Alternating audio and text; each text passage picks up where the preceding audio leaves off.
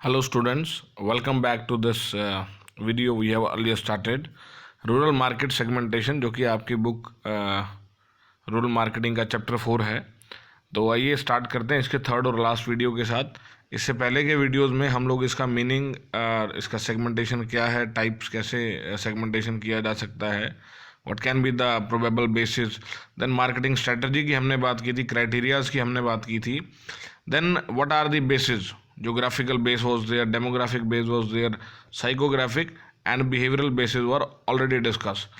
और उसके बाद हमने डिस्कस किया था importance of rural marketing segmentation. आइए आज हम स्टार्ट करते हैं अप्रोचेस टू मार्केट सेगमेंटेशन के साथ। सबसे पहले मास मार्केटिंग, जिसके बारे में हम पहले ही बात कर चुके हैं कि मास मार्केटिंग में हम लोग किसी तरह का कोई डिफ्रेंशिएशन नहीं करते। हम लोग पूरी मार्केट को एक ही तरह से डील करते हैं, किसी भी तरह का कोई डिफ्रेंशिएशन, कोई सेगमेंटेशन नहीं है। हमने इसमें मैगी की बात की थी कि मैगी इज़ फॉर एवरीवन, और इसी तरह जो है बहुत सारे दूसरे उत्पाद हैं। For example talcum powder is there, shaving cream is there for a age group of 16 plus and till the person is surviving. So mass marketing में बेसिकली हम लोग किसी तरह का कोई डिफ्रेंशिएशन ना करते हुए उत्पाद को सभी लोगों के लिए बनाते हैं। तकरीबन जो FMCG उत्पाद हैं, फास्ट मूविंग कंज्यूमर गुड्स हैं, आपका आटा, नमक, दाल, चीनी, ये सभी के लिए हैं, किसी तरह का कोई सेगमेंटेशन नहीं। हाँ, आज की डेट में अगर हम बात करें तो कुछ कैलोरीज को लेके जब से ज़्यादा अवेयरनेस आई है तो हम शुगर फ्री शुगर बेच रहे हैं, और लेस जो है ब्लड प्रेशर के लिए जो है हम एक सॉल्ट जो है लाइट सॉल्ट बेच रहे हैं। सो यहाँ पर डिफ्रेंशिएशन आ गया, but still the market is not developed up to that particular level. हाँ, डेवलप हो रही है धीरे धीरे। So next is product differentiation marketing. यहाँ पर प्रोडक्ट डिफरेंशिएशन है, और इस बात का जवाब भी हमने पिछले कुछ लेक्चर्स में डिस्कस किया था कि for example Colgate is there, Colgate Palmolive is a company and they are selling toothpaste named Colgate from the earlier times. Then they came up with Colgate Cibaca, then they came up with Colgate Active Salt, then they came up with Colgate Herbal, Colgate Sensitive. Why so many Colgate or sub brands of Colgate are there? There is a reason. The reason is don't let the customer ever feel bored of your product. आप कभी भी अपने customer को अपने उत्पाद से bore ना होने दें।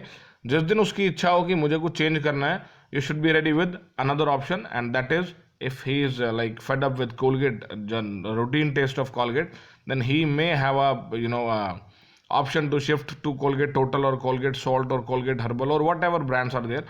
Almost 10 or more than 10 brands, sub brands of Colgate in toothpaste are there. Same is the case with Pepsodent. So product differentiation, when you are giving options in term of sizes, color, shape, features, etc., so that the customer will retain with you. Then is target marketing. Now target marketing, when you are focusing on the customer, where the customer is, how we can serve him better. और target marketing में हम लोग तीन चीज़ों की बात करते हैं। First is market segmentation, second is market targeting, और third is product positioning. Market segmentation की हम लोग बात कर चुके हैं कि dividing a heterogeneous market into different homogeneous segments. एक ऐसे बाजार को जहां पर अलग अलग तरह के उपभोक्ता, अलग अलग तरह की ज़रूरतों वाले उपभोक्ता, उनको समान ज़रूरतों के आधार पर बांटना, एक होमोजीनियस सेगमेंट में बांटना, that is called market segmentation. And then developing a market mix to satisfy them. Then is market targeting, आपको मार्केट को टारगेट करना है। फॉर एग्जाम्पल मेल फीमेल में हमने बात की थी, हमने मेल को चुना। मेल्स में हमने आगे 5 कैटेगरी की बात की थी कि इन्फेंट्स हैं, यंगस्टर्स हैं, किड्स हैं, एडल्ट हैं, या फिर सीनियर सिटीजन्स हैं। So what is going to be the target. Then is product positioning. Product positioning का मतलब होता है कि प्रोडक्ट को उनके दिमाग में, उनके दिलो दिमाग में बसाना, उनके माइंड में पोजीशन करना कि this is my product and this is going to help you like this. अभी मैं एक ऐड देख रहा था, शायद अक्षय कुमार उसकी एडवर्टीजमेंट कर रहे हैं, एंड दे आर सेइंग कि आपकी बॉडी को इतना प्रोटीन जो है, आपकी जितना आपका वेट है उतने ग्राम जो है प्रोटीन आपको चाहिए। फॉर एग्जांपल अगर आपका 80 किलोग्राम वेट है तो 80 ग्राम आपको प्रोटीन चाहिए। वो प्रोटीन आपको वो मान के चल रहे हैं कि खाने से मिल ही नहीं रहा, वो मिल रहा है आपको उस ब्रांड से, उस प्रोडक्ट से जिसकी वो ऐड कर रहे हैं। तो सीधा सा फंडा है कि एक कस्टमर के दिमाग में चीज़ों को पोजीशन करना, फिट करना कि this is how you will gain more calciums, more proteins और मोर सॉर्ट ऑफ न्यूट्रिएंट्स। सो इसके बाद आगे बात करते हैं इन्हीं की एलिमेंट्स ऑफ टारगेटिंग। टारगेटिंग के लिए सबसे पहले हम लोग क्या करते हैं, देयर आर 3 पर्टिकुलर कैटेगरीज और यू कैन से एलिमेंट्स टारगेटिंग के लिए. Very first is evaluation, second is selection, third is coverage. In evaluation we talk about what are the available options and why shall we choose one.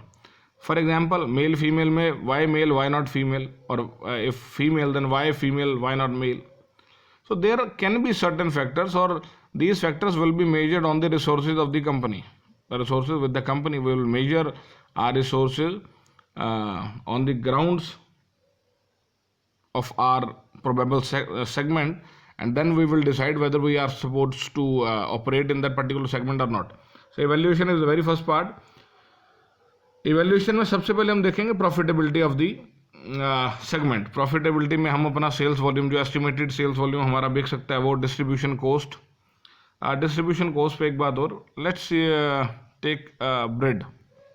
Market में जो bread का packet आता है उसके ऊपर MRP लिखा होता है कि MRP for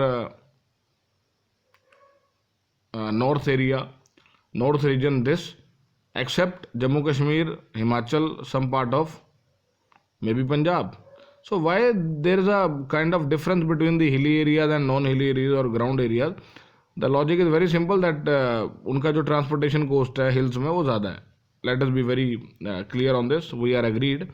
But have you ever noticed that if the manufacturing plant is there in somewhere around Delhi, and they are moving from Delhi and supplying bread to Sonipat, then coming to Panipat, then going to Karnal and this highway and all, but the price is same. So you have to be very clear about the distribution cost part, that what is going to be the distribution expenditure, and you have to divide that, or you have to include that in the MRP you are fixing.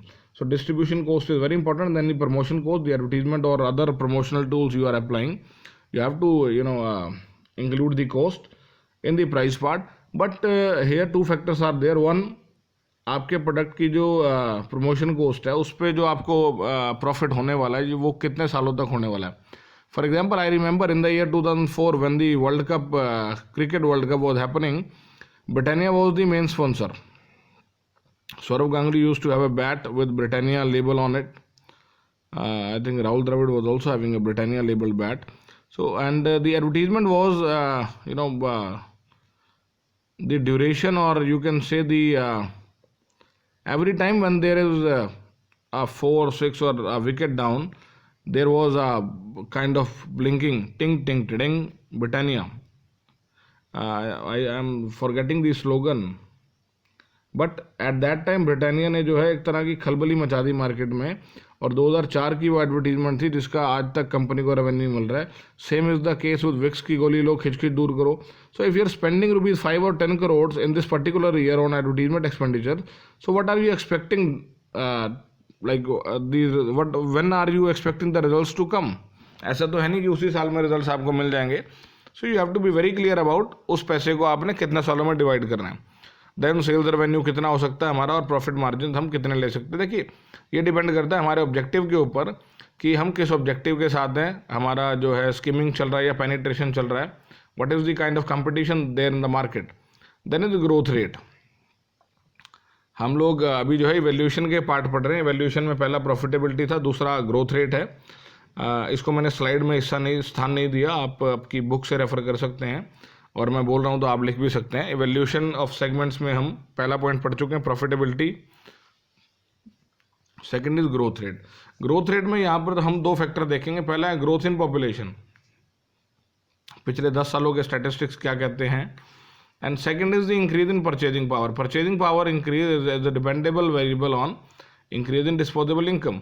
So what is the outcome in terms of growth. Then is attractiveness. Is the market attracting the company? क्या वो company को attract कर रही है? वो अपने size की वजह से कर सकती है, वो अपने परचेजिंग पावर की वजह से कर सकती है, वो अपनी एंथुजियाज्म की वजह से कर सकती है, और दूसरी कोई भी वजह हो सकती है. But you have to be very clear about this attractiveness shall be or would be having the potential to convert into sales. Company objectives, this is very important. और मैं ये मानता हूँ कि बहुत सारी कंपनियां जिनमें FMCG के अलावा जो हमारे व्हीकल ट्रांसपोर्टेशन व्हीकल्स जो थी कंपनियां, उन्होंने अपने स्टोर्स जो हैं वो शहरों के साथ सटे गांव में खोलने शुरू किए and they are getting very good results. For example Hero Honda, Maruti, उन्होंने जब गांव, आज बहुत सारे गांव ऐसे हैं सड़क के किनारे के जहां पर आपको हीरो होंडा की एजेंसी बड़े आराम से मिल जाएगी। इवन मारुति की एजेंसी भी आपको मिल सकती है। That depends upon the again purchasing power and the spending ability of the people. Apart from FMCG I am talking about FMCGs, ये तो ऐसा है जो बिल्कुल कोने कोने में आपको मिल जाएगा। Then is resource competencies, yes you have to be very clear about the resources you have. Every company big और small they have very limited resources, so it depends upon your resources कि आप कितना बड़ा area, कितने सारे areas को आप cater कर सकते हैं। Then is the limitations, what are the limitations? For example the government rules and regulations can be there. हमने जो है टाटा के नैनो प्लांट के केस में देखा कुछ दिक्कतें जो है वो पॉलिटिकल दिक्कतें थी, सोसाइटल दिक्कतें। फॉर एग्जांपल आपको कुछ ऐसा काम करना है जैसे कि आपको मांस का व्यापार करना and you are choosing a village, so depends upon the people whether they will permit you or not. So we have to be very clear about the limitations, the probable limitations. Then selection of segments. Now selection of segments on the basis of the above evaluations, the factors जो हमने ऊपर पढ़े उनके evaluation के आधार पर हम किसी भी segment का selection कर सकते हैं, या selection से पहले हम उनकी rating कर सकते हैं हाई, मीडियम और लो पर, कि ये हाई रेटेड सेगमेंट्स हैं, इनमें सबसे पहले हमें अप्रोच करना है, देन मीडियम और उसके बाद low. Then we talk about the coverage of the segments. अब उन सेगमेंट्स में जो हमारी कवरेज है वो किस तरीके की रहेगी? पहला, इसमें भी 3 स्ट्रेटजी है हमारे पास। पहली अनडिफरेंशिएटेड स्ट्रेटजी, जिसको हम मास मार्केटिंग स्ट्रेटजी भी कहते हैं, जिसमें हमारे लिए सभी बराबर है, किसी तरह का कोई भी भेदभाव नहीं किया जाएगा। देन इज डिफरेंशिएटेड स्ट्रेटजी, जिसको माइक्रो मार्केटिंग स्ट्रेटजी बोलते हैं। यहाँ पर जो है मार्केट को एक सेगमेंटेशन किया जाएगा और आप जिस सेगमेंट को चुनना चाहते हैं अपने प्रोडक्ट के आधार पर, अपनी कंपनी की पॉलिसीज के आधार पर आप उसको चुन सकते हैं। Then comes the concentrated strategy. Now concentrated strategy is being more focused. Differentiated में भी मोर फोकस्ड, या इसको निश भी बोलते हैं, niche marketing strategy. For example male, then youngsters, then shirts and then formal shirts. So when we talk about formal shirts, it is called niche marketing strategy. And we have a diagram also, undifferentiated the whole red circle, differentiated ABCD and concentrated A और C. ये A थोड़ा सा centre में आ गया, इसको left वाले triangle में होना चाहिए था। Let us move to the next slide. Selection of segmentation strategy for rural marketing. अब रूरल मार्केटिंग के लिए सेगमेंटेशन जो आप चुनोगे ये किस आधार पर चुनोगे? हालांकि इसके बारे में हम काफ़ी बात पहले कर चुके हैं, but let's see. The very first and important is resources of the company. Company के पास संसाधन क्या क्या उपलब्ध हैं? देखिए, ये बार बार मैं बात दोहरा रहा हूँ कि आपको अपनी कंपनी के रिसोर्सेज को ध्यान में रख के अपने लिए मार्केटिंग प्लान्स और स्ट्रेटजी तैयार करनी है। आप अक्सर सुनते भी हैं, जितनी चादर उतने पैर पसारने चाहिए। बिजनेस में भी ये एक रूल है, ये एक प्रिंसिपल होना चाहिए बल्कि, कि आपके रिसोर्सेज क्या क्या, क्या आप आज की डेट में सभी सेगमेंट्स को डील कर सकते हो या नहीं कर सकते, कितने एरिया को कर सकते हो, स्टेट को कर सकते हो, रीजन को कर सकते हो, हाफ कंट्री को कर सकते हो, या चारों रीजन्स को आप कर सकते हो। Then is product homogeneity. Product homogeneity grouping of customer के लिए बहुत ज़रूरी है। आपका उत्पाद या आपके उत्पाद के कस्टमर्स जितने ज़्यादा होमोजीनियस होंगे उतने ही ज़्यादा आपको पोटेंशियल बायर ज़्यादा मिलेंगे और आप अच्छे से अपना बिजनेस कर सकेंगे। तो प्रोडक्ट जो है उसकी होमोजेनिटी या मार्केट की होमोजेनिटी ये बड़ी इंपॉर्टेंट है। Then is stage of PLC। Product life cycle की कौन सी स्टेज जो है वो चल रही है? देखिए, स्टेज कोई भी हो, आपको प्लान, पॉलिसीज और स्ट्रेटजीज बनाने से पीछे नहीं हटना चाहिए। और इसके प्रत्यक्ष एग्जाम्पल हमारे पास मैगी जैसे ब्रांड हैं, पेप्सी और कोक है। सन 1970 के दशक में कोको कोला को हिंदुस्तान से बाहर कर दिया गया था और 1991 के बाद जब कोको कोला ने वापसी की तो बहुत ही बढ़िया तरीके से वापसी की। So you can never lose hope. Product homogeneity के साथ ही हमने मार्केट होमोजेनिटी की बात भी कर ली थी कि there should be some common or similar factors. Then is